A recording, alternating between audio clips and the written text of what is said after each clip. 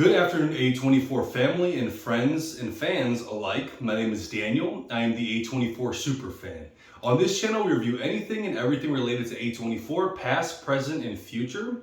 We're going to go ahead and take a look at this Spectacular Now, James Ponsol's beautiful movie about love at a young age and essentially finding love in all the wrong places, or for some, the right places. Let's go ahead and take a look at it. Today we're going to be covering the plot of The Spectacular Now, as well as some of the characters in the movie, my likes and dislikes, and the watchability of the movie itself. So let's take a dive into it. After a breakup from his ex-girlfriend, Sutter Keeley, the movie's main character, meets and starts dating Amy Finicky, a very unpopular student in his high school. It's pretty apparent from early on that Sutter has a pretty terrible drinking problem that controls almost every aspect of his life.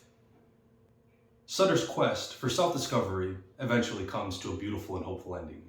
This is a tale of mistakes, overcoming fear, and ultimately finding enlightenment in the future. The Spectacular Now has 4 or so odd major characters in the movie and 3 that I've decided to add in additionally who did have some dialogue and added to the plot itself. The first character is Sutter Keeley, played by Miles Tiller, followed by Amy Winicky, played by Shailene Woodley. Next we have Cassidy, who is Sutter's ex-girlfriend, played by Brie Larson. And finally we have Sarah Keeley, who is Sutter's mother, played by Jennifer Jason Leigh. The 3 additional characters that I decided to include are Tommy Keeley, that is Sutter's father, played by Kyle Chandler.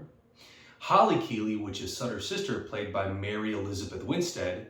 And finally, my favorite of the whole entire list, Bob Odenkirk, whose name is Dan, and he essentially is the father, a small father figure to Sutter and also his manager at his job. Next, let's take a look at the things that I liked, disliked, and ultimately the watchability of this movie. I will say before I start this, what I like and dislike, this is a very simple movie. Everything is very surface level and all the information that you're going to need is given to you. This is not something like Spring Breakers where you can dissect and look into the psychology of these specific people. This is more of a cut and dry, you get what you take, or you take what you get type movie. First off, I want to speak on the story itself. Sutter has a beautiful story of realization and self-fulfillment where he eventually finds that his drinking is the cause of his problems, and it's ultimately his fear in not being accepted by others, as well as just being forgotten and abandoned by his father, that leads him to become a better person with the help of Amy Winicky, Shailene Woodley's character itself. Another thing I really did love about this movie was the actress herself, Shailene Woodley. I really do believe that she shined in this movie. Her acting was sensational. The scenes where she was sad or down or depressed, you really felt it. And her emotions were just raw and beautiful. So that's another aspect of this movie I really did enjoy. And the final thing that I really did enjoy about this movie was just the acting by the characters in general. Someone as simple as Tommy Keeley, his father, Sutter's father, is so unlikable and unredeemable that it's almost hard and you understand pretty fully why Sutter is the way he is. So the acting in general was just so sensational. I really did enjoy the movie itself. Next, we're going to speak on the things that I didn't like so much about the movie. There weren't many things that I disliked about this movie because it ended up really being one that I enjoyed a lot. From the very beginning to the very end, I loved how it was kind of a coming of age, high school love story. But a couple of things I did like that would not deter me from recommending it to a friend, a family member, or even to you guys, is a couple of the characters themselves. Sutter's influence on Amy was something I didn't really like. His drinking and his insecurity kind of started to play off on her, given that he was a very popular, influential man, and she was someone that could be very easily influenced as an unpopular female. And I didn't really like that aspect of the movie, but that was a big point of the movie. That was a big plot point, which ended up kind of changing towards the end. And then ultimately, his father, Sutter's father, was just a real piece of garbage. For the short scene that he's in, he really makes an impact and shows that his character as a person is just utterly and absolutely garbage. He was just not good to be around. And ultimately, I was very happy that Sutter's mother pulled him away from her father, or the father left the family. Spoilers, sorry. Because of this reason too. He just wouldn't have been a good influence and just ultimately ended up being a big reason why Sutter was so insecure in himself. My favorite part of every single video, the watchability of The Spectacular Now. I'm going to try to get to this as quick as possible, even though I do tend to ramble on these watchability portions because they are my favorite. Mexico is playing the World Cup, and by the time you all watch this movie, they're either going to be in or out. I assume out, but we'll see what happens, right? Spectacular now, let's speak on it. Is this movie worth your watch? 100%. For me, this is a should watch and play close attention.